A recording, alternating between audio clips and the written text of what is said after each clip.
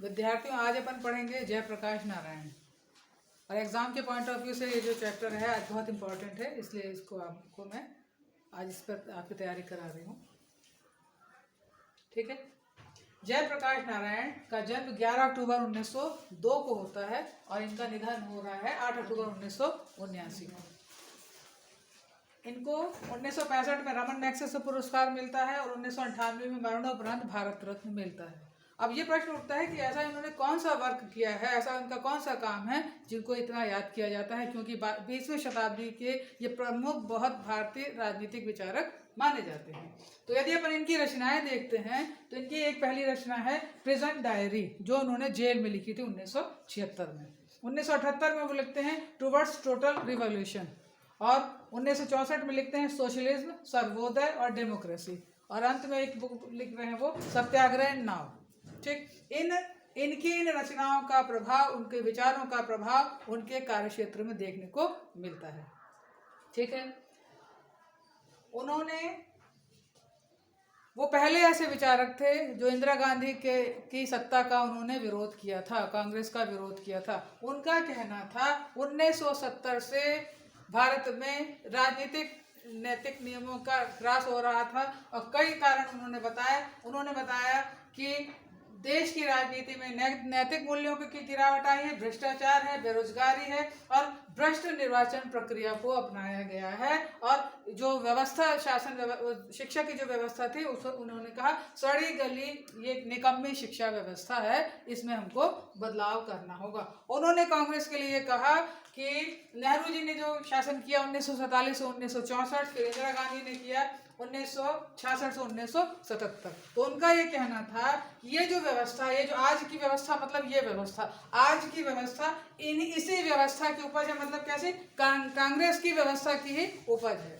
तो उन्होंने इस सत्ता का विरोध किया और उन्होंने 5 जून 1974 को पटना के गांधी मैदान में संपूर्ण क्रांति की अवधारणा का उन्होंने प्रतिपादन किया, और वो उन्होंने ये कहा कि उस समय उनकी इस ललकार से हजार लोगों ने अपने जनेऊ तोड़े, और उन्होंने आह्वान किया कि जात पात तोड़ दो, तिलक दहेज छोड़ दो, समाज के प्रवाह को नई दिशा में मोड़ दो, और इसके लिए उन्होंने 7 बातें बताई, और उसको कहा जाता है संपूर्ण क्रांति। उन्होंने कहा था ये जो संपूर्ण क्रांति है निरंतर चलने वाली प्रक्रिया है, यह रुकनी नहीं चाहिए, और उनके आह्वान पर जो कार्य किया फिर वो आपको भारतीय राजनीति में देखने को मिलता है। उनकी जो 7 क्रांतियां हैं वो ये हैं सामाजिक क्रांति पहला, दूसरा है आर्थिक क्रांति, तीसरा राजनीतिक क्रांति, चौथा सांस्कृतिक क्रांति, 5वां वैचारिक क्रांति, 6वां है शैक्षिक क्रांति, और 7वां है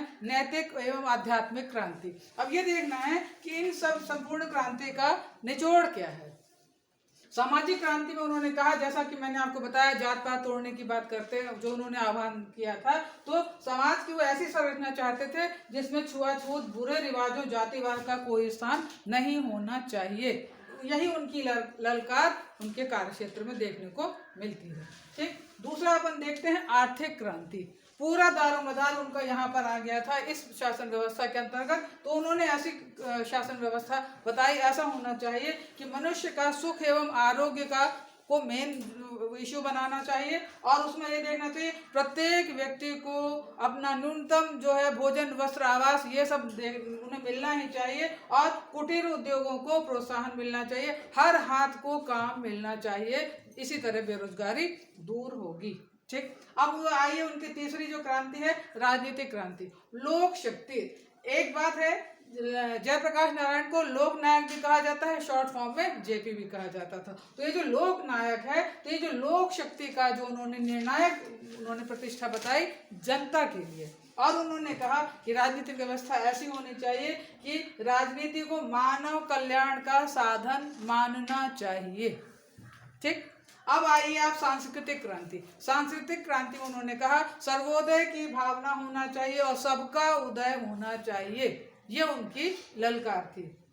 वैचारिक क्रांति में उन्होंने बताया कि रचनात्मक रूप से सहयोग, रचनात्मक क्या होता है, क्रिएटिविटी लाना चाहिए काम में, रचनात्मक सहयोग होना चाहिए, यह है उनका। जैसी वैचारिक भावना होगी उस आधार पे हम रचनात्मक सहयोग, भारत का हम रचनात्मक विकास कर सकेंगे। अब आते हैं शैक्षणिक क्रांति। जैसा उन्होंने कहा कि उस समय की व्यवस्था जो है सड़ी गली निकम्मी शासन व्यवस्था थी, तो उनका कहना था कि शैक्षणिक तंत्र को पुनर्गठित करने की जरूरत है। पुनर्गठित मतलब उसमें आमूलचूल परिवर्तन होना चाहिए। और शिक्षा को उन्होंने कहा देश की ऐसी शिक्षा होना चाहिए, यदि देश में समस्या है तो उसका समाधान मूलक शिक्षा होनी चाहिए। और उन्होंने कहा सभाएं और सम्मेलन होना चाहिए और उसके माध्यम से देश में शिक्षा में जो परिवर्तन आने चाहिए वो सभा एवं सम्मेलन के माध्यम से जनता को जागरूक करने के लिए ये कार्य होने चाहिए।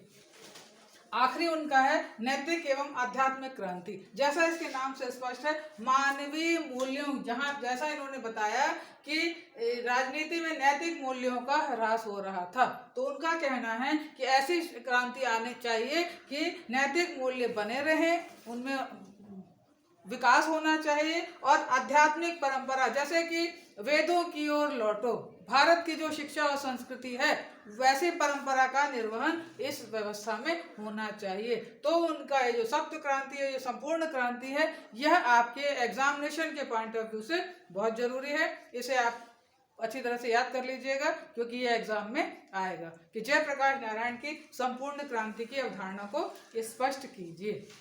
आपके कोई प्रश्न हो तो बताइए, नहीं नेक्स्ट क्लास इसमें आएगी, इसके आगे का अपन पढ़ेंगे।